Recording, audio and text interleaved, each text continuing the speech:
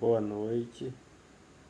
Vamos meditar na palavra do Senhor que se encontra no livro de Lucas, capítulo 18, versículo 18, que tem por título O Jovem Rico.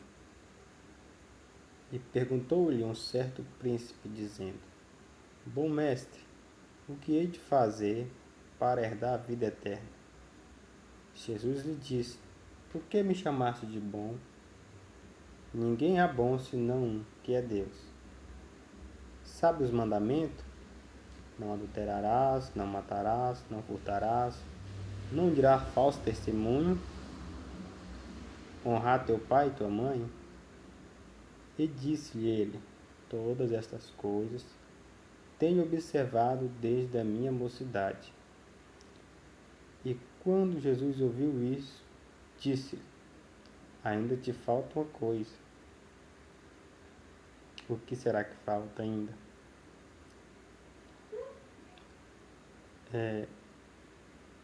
Vende tudo que tens, reparte pelos pobres, e terá um tesouro no céu.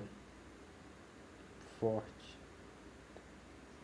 Vende tudo quanto tens e terá um tesouro no céu. Depois veio e segue. Mas ouvindo ele isso, ficou muito triste, porque era muito rico. E vendo Jesus que ele ficara muito triste, disse: Quão difícil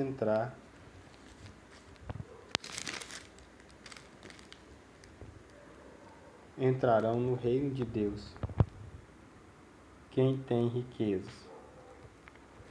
Porque é mais fácil entrar um camelo pelo fundo de uma agulha do que entrar um rico no reino de Deus. E os que ouviram isso disseram-lhe: Logo quem pode salvar-lhe? Mas ele respondeu: As coisas que são impossíveis aos homens são possíveis para Deus. Apenas até esse versículo.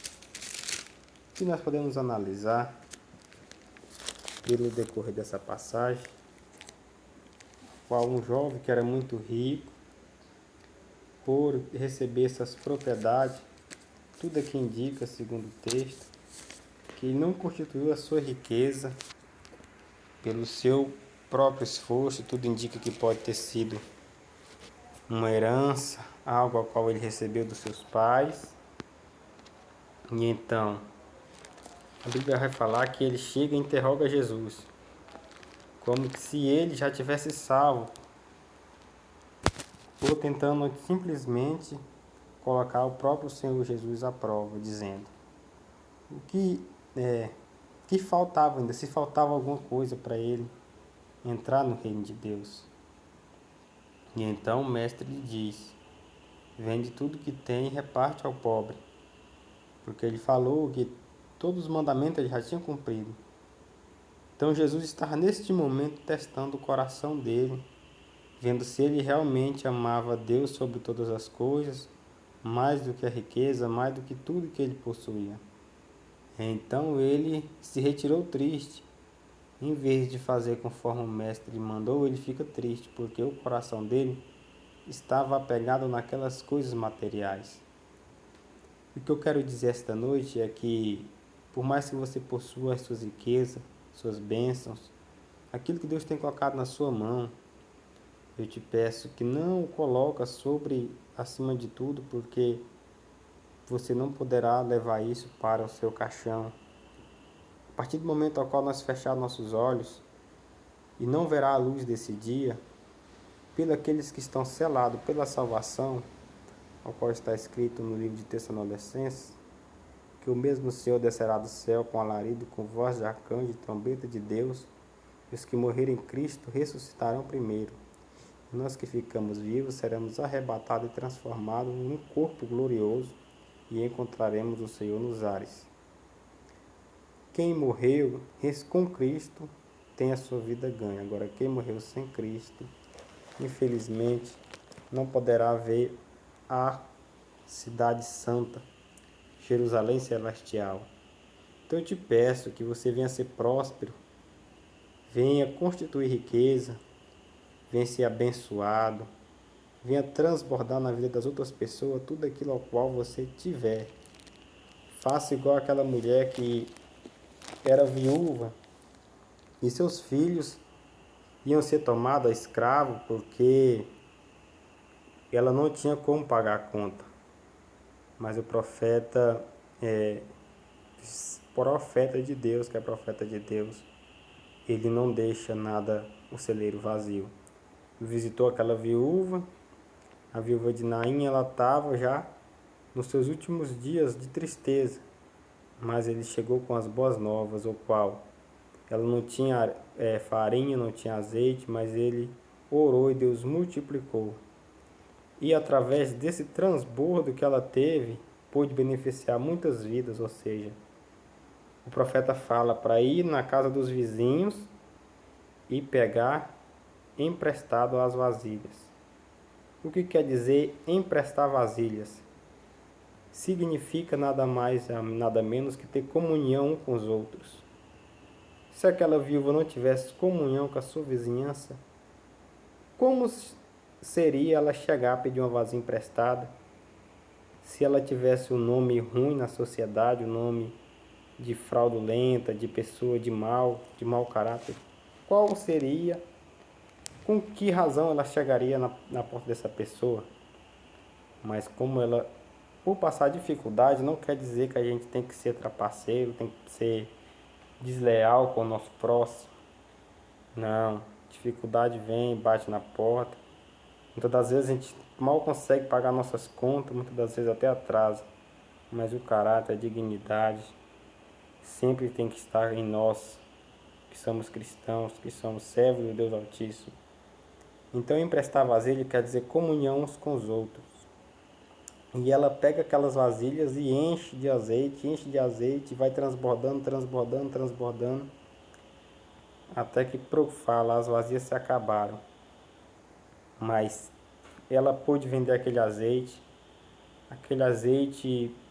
quitou as dívidas dela e ela pôde seguir a sua vida com aquela bênção ao qual Deus derramou sobre a vida dela.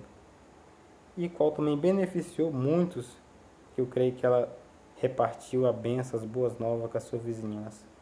Ou seja, a prosperidade na vida do ser humano nada mais é do que um azeite ao qual transborda sobre a vida de uma pessoa que tem conhecimento e ciência daquilo que está fazendo, porque nós estamos na terra somente de passagem.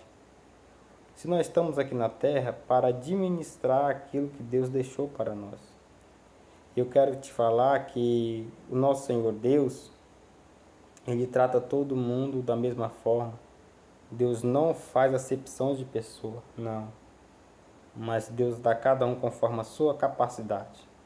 Se você não tiver capacidade geradora, se você não tiver gestão dos seus recursos, se você ficar tentando pôr a culpa em Deus, falando que você não foi abençoado ainda, se você nunca entrou saber como funciona a finança, se você nunca fez a gestão de uma empresa, se você nunca teve interesse de tocar um negócio, como você vai ser próspero nessa terra? Aqui fica a pergunta: como você vai gerir as bênçãos que Deus colocar nas suas mãos? Se você não tem capacidade, não tem conhecimento. Deus não faz acepção de pessoa, torna a repetir, mas Ele analisa cada um conforme a sua capacidade. Deus dá a cada um conforme a sua capacidade. Assim, isso que eu estou falando, vou provar na Bíblia, na passagem dos talentos. Quando Deus fala, entrega aqueles talentos na mão aquelas pessoas, ou seja, daqueles gestores. O primeiro que tinha mais capacidade sai e consegue grajear o dobro. O segundo sai, faz do mesmo jeito. Mas o último, que pegou a quantia menor, não saiu, não granjeou, não poupou, não botou no banco. Ou seja, Deus, o próprio Jesus falou: colocaste no banco, por mais que o juro seja de 1%, mas você não teria a mesma quantidade, o mesmo talento. Esse talento também refere-se a dom espiritual, coisas espirituais que Deus tem colocado na sua vida para você fazer, você não faz. Você tem negligenciado, ou seja, tem deixado de fazer porque tua capacidade não deixa você fazer. Você não está sabendo gerir. Ou seja, quando a palavra do Senhor, Deus diz assim, ó, cada um contribua segundo o propósito no seu coração, não por tristeza ou por necessidade, mas porque Deus ama o que dá com alegria.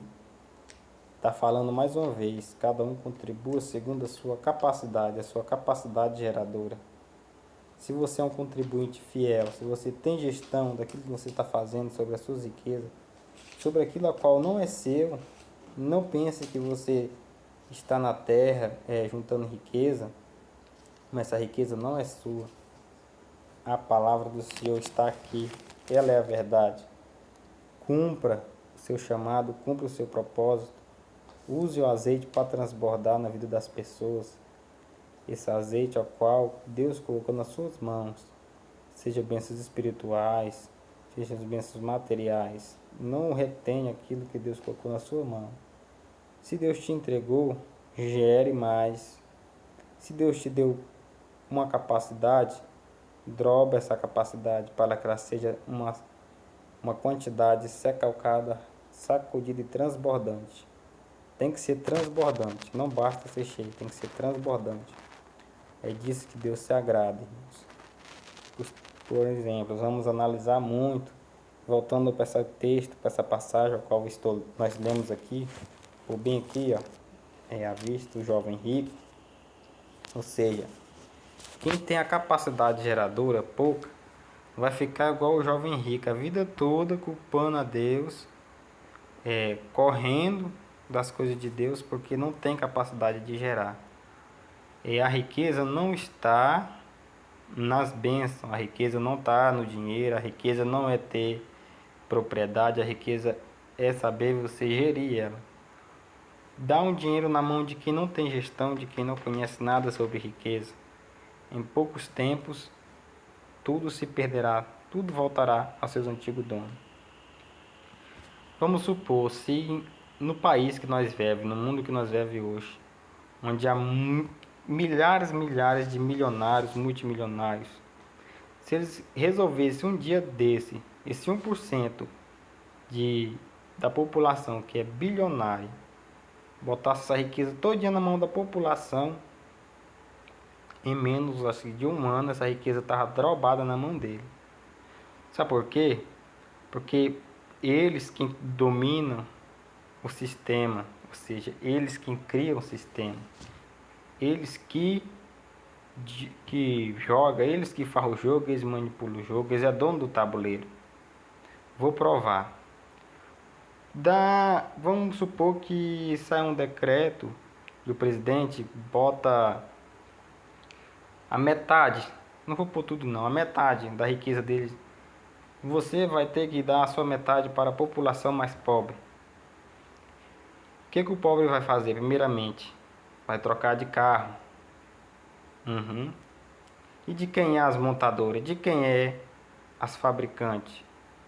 Dos milionários, multimilionários. Vão querer trocar a televisão. Vão querer trocar a televisão para assistir a Rede Globo. E quem são donos das grandes marcas de televisão? São empresas multimilionárias. Vão querer fazer o quê? Construir casa. Vão comprar material. Quem são as maiores marcas de eletrodoméstico, de encanação, hidráulica, de tudo que for material de acabamento, PVC, piso, são multimilionárias, são empresas de multimilionários. Vão querer trocar geladeira, eletrodoméstico, e etc, etc. Ou seja, em menos de poucos tempos esse dinheiro está tudo de volta na mão deles, ou seja, porque eles têm o domínio e eles têm a gestão. Ou seja, não basta querer bater de testa, dizer que o país é culpa do milionário, não é. A culpa está na mentalidade de não saber gerir a riqueza, como esse jovem rico, ao qual não teve capacidade de gerir a sua riqueza. faltou sabedoria, faltou conhecimento, porque Jesus, ele sabe todas as coisas. Jesus sabe quem tem capacidade de digerir ou não. Jesus sabe quem tem o coração perdoador, o coração bondoso, o coração ensinável. Jesus sabe todas as coisas. Ele não quer riqueza. Jesus não está preocupado em querer riqueza. Jesus, ele está preocupado em saber como está seu coração diante dele, se você tem a capacidade geradora de gerir e abençoar e ser transbordante na vida dos outros. Então, não adianta tentar falar, eu vou ser próspero se Deus permitir, quando Deus quiser, eu vou, se Deus for da vontade de Deus, eu vou ser um dia rico, se for da vontade de Deus, eu vou ser próspero. Não, você vai continuar com a mesma crença do jovem rico, culpando a Deus porque não foi da vontade de Deus, não é da que seja da vontade de Deus. Primeiramente, capacita, se estuda, se habilita para poder andar neste caminho da prosperidade. E Jesus tem bênção para entregar na vida de cada um dos irmãos, de cada um de quem estiver assistindo esse vídeo, nas redes sociais, ou pessoalmente, quiser aprender, entender o que é a vontade de Deus na sua vida. Está aqui o manual, Bíblia Sagrada. Leia, releia. Muitas pessoas que muitas das vezes que têm conhecimento da palavra, pessoas que dominam o ecossistema, tem um livro desse em casa, lê, sabe o que está escrito. Muitas das vezes nós que dizemos ser cristão só sabemos o Salmo 91 e olha lá. Justamente o segredo está em saber como Deus quer a gente no seu plano, como a gente está inserido no plano de Deus. Cumpra o chamado de Deus, cumpra o propósito de Deus.